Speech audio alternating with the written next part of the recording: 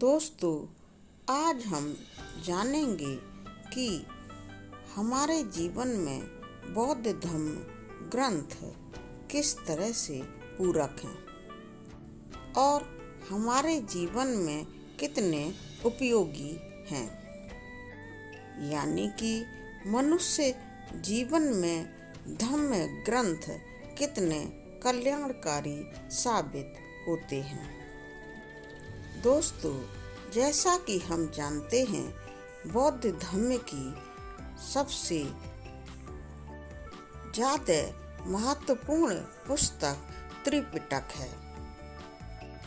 दोस्तों, यह पुस्तक बौद्ध धर्म के ज्ञान से भरी हुई है। इसका अध्ययन करने वाले उपासक एवं उपासिकाएं लोग बताते हैं कि इस पुस्तक का अध्ययन करने के बाद हम इसमें से जीवन के लिए उपयोगी बातों को चुनते हैं, लेकिन यह कार्य बहुत ही कठिन होता है। खैर दोस्तों, इस संबंध में हम फिर कभी बात करेंगे। अभी बात करते हैं कि जीवन के कल्याण हेतु बौद्ध धर्म ग्रंथ किस तरह से कल्याणकारी हैं।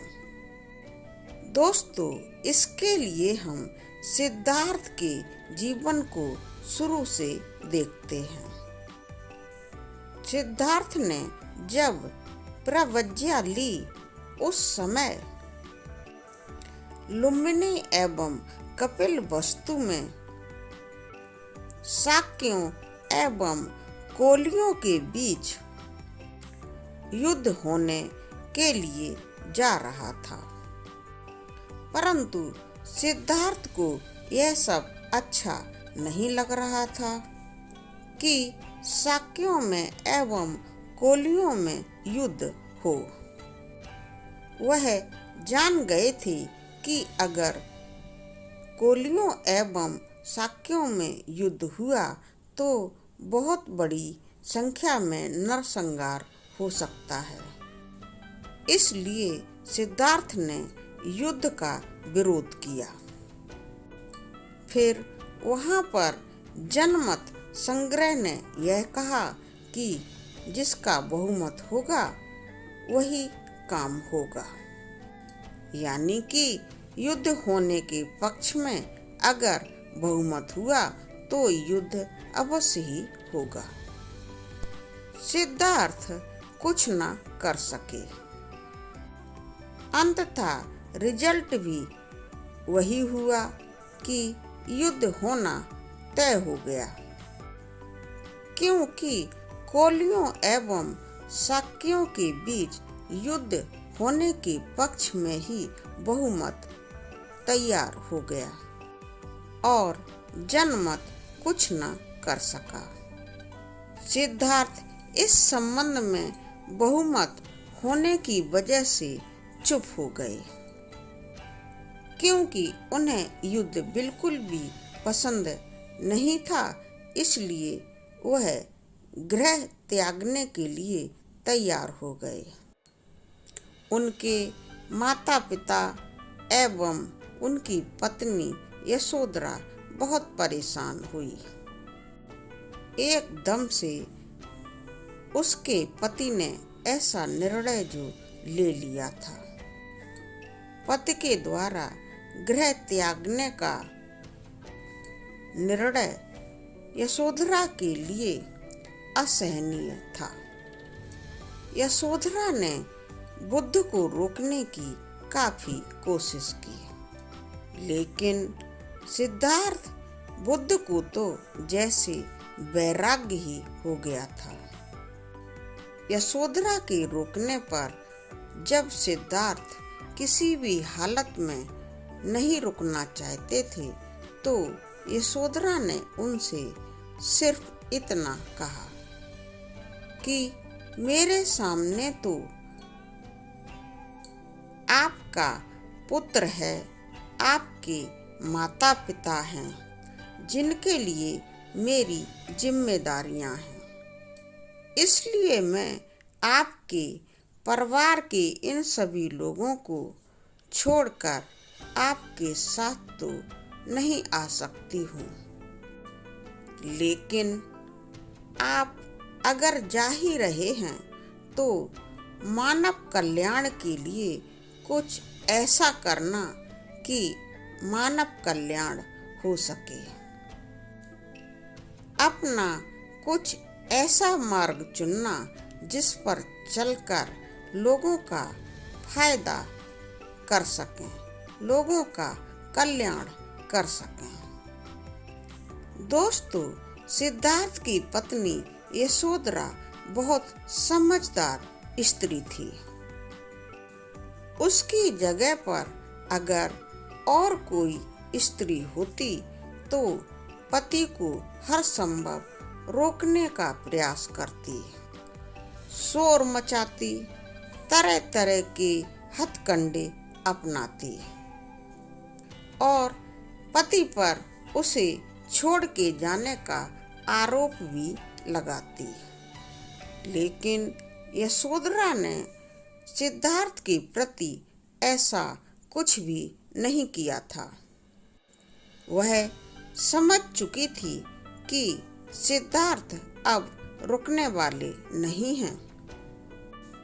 लेकिन अंदर ही अंदर वह बहुत कुंठित थी, क्योंकि परिवारजनों के प्रति अपनी जिम्मेदारियों को छोड़कर वह सिद्धार्थ के साथ जाने में पूर्णतः असमर्थ थी। दोस्तों, सिद्धार्थ के घर त्याग की यह घटना यानी कि उनके द्वारा प्रतिज्ञा लेने की यह स्थिति यह दर्शाती है कि उन्होंने अपने राजपाट और तमाम ऐशो आराम सुख सुविधाओं को छोड़ दिया था और सिर्फ एक जोड़ी वस्त्र पहनकर प्रतिज्ञा ले ली थी। दोस्तों, गृह त्यागने के बाद जब सिद्धार्थ वैरागी बनकर वहां से निकल आए तो उनके पीछे पीछे उनके नगर के बहुत सारे लोग हजारों की संख्या में उनके पीछे आए और राजकुमार सिद्धार्थ से उनके घर वापस आने के लिए निवेदन करने लगे। सिद्धार्थ ने नगरवासियों को बहुत समझाने की कोशिश की, लेकिन वे थे कि अपने राजकुमार को छोड़कर जाने के लिए तैयार ही नहीं थे। भला नगरवासी भी अपने प्रिय राजकुमार को छोड़कर कैसे नगर में जाते। सिद्धार्थ ने उनकी मनोभावनाओं को समझते हुए उनसे कहा, अगर नगरवासियों आप लोग मुझसे सच में प्यार करते हो तो लुम्बिनी कपिलवस्तु में वापस जाओ और कोलीय एवं शाक्यों के बीच जो बहुमत की वजह से युद्ध होना तय हुआ है उसे रोकने का प्रयास करो, क्योंकि युद्ध बहुमत होने की वजह से होने जा रहा है। तो तुम लोग नगर में वापस जाकर एक बहुत बड़ी संख्या में जनमत तैयार करो। नगरवासी सिद्धार्थ की इतनी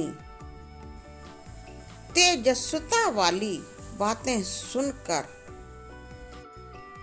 हैरान रह गए। उन्होंने उन्हें ऐसा करने के लिए वादा किया और कहा कि आप जैसा चाहते हैं हम लोग वैसा ही करेंगे। अपने नगर में वापस पहुंचकर जनमत तैयार करेंगे। अब दोस्तों, सिद्धार्थ को लौटाने के लिए आए हुए नगरवासी बहुत दुखी थे, क्योंकि सिद्धार्थ अब वापस कपिलवस्तु नहीं जा रहे थे। उन्हें छोड़कर सारे के सारे नगरवासी बहुत दुखी मन से वापस कपिलवस्तु चले गए और उन्होंने आपस में यह चर्चा करना शुरू कर दिया कि जनमत तैयार करना है और कोलियों एवं शाक्यों के बीच युद्ध होने का जो बहुमत है उसे पीछे छोड़ना है, यानी कि बहुमत को हराना है। दोस्तों, फिर क्या था, घर घर में, गली गली में, कपिलवस्तु में, पूरे राज्य में जनमत संग्रह तैयार होने लगा और कुछ दिनों में ही बहुत बड़ी संख्या में जनमत संग्रह तैयार हो गया। इतनी बड़ी संख्या में जनमत तैयार हुआ तो बहुमत को पीछे छोड़ दिया। बहुमत पीछे छूट जाने की वजह से कोलियों एवं शाक्यों के बीच जो युद्ध की बात हुई थी वह भी कैंसिल हो गई। अब कपिलवस्तु के नगरवासी बहुत ज्यादा खुश थे, क्योंकि सिद्धार्थ ने जो कहा था वह उन लोगों ने करके दिखा दिया था। दोस्तों, सिद्धार्थ एक राजकुमार थे। उन्होंने अपने राज्य वैभव को, सुखों को त्याग दिया था और बिल्कुल एक भिक्षु बनकर ज्ञान प्राप्त करने के लिए आगे बढ़ गए थे। दोस्तों, यहाँ पर मैं आपको बता देती हूँ कि जब गौतम बुद्ध अपने गृह त्याग करके प्रव्रज्ञा लेकर बाहर निकले थे तो उनके मन में ज्ञान प्राप्त करने जैसा कोई उद्देश्य नहीं था, यानी कि उनके मन में कोई उद्देश्य न होने की वजह से वह कुछ भी कर सकने की हालत में भी नहीं थे। तभी उन्हें गृह त्याग करते समय यशोधरा की कही हुई बातें याद आईं। दोस्तों, यशोधरा एक बहुत ही ज्ञानी, मिलनसार एवं जिम्मेदार स्त्री थी। जब सिद्धार्थ अपनी पत्नी यशोधरा को छोड़कर हर हालत में गृह त्यागने पर उतारू हो गए थे तो यशोधरा समझ गई थी कि सिद्धार्थ गृह त्याग करके जा तो रहे हैं, मगर वह अपने राज्य वैभव को छोड़कर जा रहे हैं। अपने दोस्तों को एवं अपने नगरवासियों को भी छोड़कर जा रहे हैं। ऐसे में वह बाहर जाकर करेंगे क्या? तो उन्होंने समझाते हुए ही सिद्धार्थ को एक उद्देश्य दे दिया था कि आप जा तो रहे हो, लेकिन मेरे पास तो आपके माता पिता, आपका पुत्र राहुल है और इन सब की परवरिश करने के लिए मेरी कुछ जिम्मेदारियां हैं। इसलिए मैं तो आपके साथ साथ आ नहीं सकती। आप जा रहे हैं तो कुछ ऐसा करना कि कल्याणकारी रास्ते पर ही आप चलना। जब आप अच्छे रास्ते पर चलेंगे तो दूसरों का भी कल्याण कर सकेंगे। मैं चाहती हूँ कि आपने जब मुझे घर परिवार को, अपने राजसी वैभव को छोड़ ही दिया है, तो फिर आप कुछ ऐसा करें कि साधारण जनमानस का कुछ कल्याण हो सके।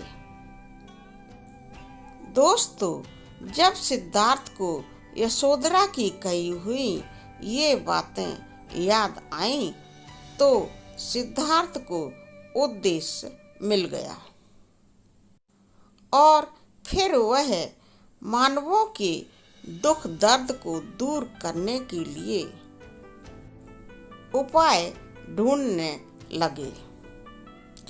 धीरे धीरे वह विपश्यना वगैरह करने लगे और गुरुओं से शनै शनै ध्यान प्राप्त करने लगे, ज्ञान प्राप्त करने लगे। लोगों के कल्याण हेतु भगवान बुद्ध ज्ञान प्राप्ति करने के लिए भरसक प्रयत्न करने लगे और 6 साल की कठिन तपस्या के बाद भगवान बुद्ध को ज्ञान प्राप्त हुआ। तो दोस्तों, यहाँ पर यह बुद्ध धार्मिक ग्रंथ की देशना पूरी होती है। अब हम देखेंगे गौतम बुद्ध के बारे में जो कुछ हमने अभी आपको बताया, वह हमारे जीवन के लिए किस तरह से कल्याणकारी है। दोस्तों, सिद्धार्थ के जीवन को देखा जाए, जब वह बुद्ध नहीं थे, सिर्फ सिद्धार्थ ही थे, तब उन्होंने कोलियों एवं शाक्यों के बीच युद्ध को रोकने का प्रयास किया था, जबकि उनके प्रयास पूर्ण रूप से विफल हो गए थे। युद्ध रुकने का नाम ही नहीं ले रहा था। युद्ध होना तय हो गया था। वह युद्ध की स्थिति को देख नहीं सकते थे, इसलिए उन्होंने गृह त्याग करने का फैसला कर लिया था और प्रव्रज्ञा ले ली थी। और बाद में इस समस्या को सुलझाने के लिए उन्होंने एक बहुत बड़ा जनमत संग्रह तैयार करवा लिया था और युद्ध को रोक दिया था। उस समय सिद्धार्थ का मानना था कि कोई भी बहुमत जनमत से बड़ा नहीं हो सकता है, और इस बात को उन्होंने कोलीय एवं शाक्यों के बीच युद्ध को जनमत के द्वारा रुकवाकर सिद्ध भी किया, जो कि मानव हित में था। तो आप इस बात से समझ सकते हैं कि जीवन के लिए धम्म ग्रंथ कितने कल्याणकारी हैं। सिद्धार्थ के जीवन की यह घटना जो कि उनके शुरुआती जीवन की है कितनी महत्वपूर्ण है और मानव के लिए कल्याणकारी है। दोस्तों, सिद्धार्थ यानी कि गौतम बुद्ध के जीवन से हम अपने जीवन के लिए बहुत शिक्षा ग्रहण कर सकते हैं। जैसे कि आज के जमाने में हर एक इंसान पैसे के पीछे, सुख सुविधाओं के पीछे, ऐशो आराम के पीछे बहुत कस के पड़ा हुआ है। यहाँ तक कि इन चीजों के लिए वह सब कुछ तहस नहस कर देना चाहता है। मानव मूल्यों को बर्बाद कर रहा है, बिल्कुल भी नैतिकता नहीं है। इसलिए मानव मूल्यों को कुछ भी समझता ही नहीं है। ऐशो आराम एवं सुख सुविधाओं के लिए वह खूनी भी बन जाता है, एक दूसरे का मर्डर भी कर देता है। इंसानों के आपसी संबंधों पर कोई भरोसा ही नहीं है। आज के जमाने में इंसान के बीच फर्क हो गया है। सुख सुविधाओं एवं ऐशो आराम, धन संपत्ति की वजह से कोई इंसान बड़ा तो कोई इंसान छोटा कहलाता है। जबकि सिद्धार्थ गौतम ने तो अपना राजसी वैभव भी छोड़ दिया था। राजमहल में पले बढ़े सिद्धार्थ गौतम सब कुछ छोड़कर वैरागी जीवन जीने के लिए तैयार हो गए थे। लोगों के हर दुख को सिद्धार्थ दूर कर देना चाहते थे। सिद्धार्थ गौतम के जीवन के इन बातों को सुनकर क्या आपको यह नहीं लगता कि बुद्ध धम्म ग्रंथ मानव के कल्याण के लिए कितने ज्यादा उपयोगी हैं, कल्याणकारी हैं? मानव जीवन हेतु कल्याणकारी बुद्ध धम्म ग्रंथों को मेरा सत सत नमन। दोस्तों, धन्यवाद।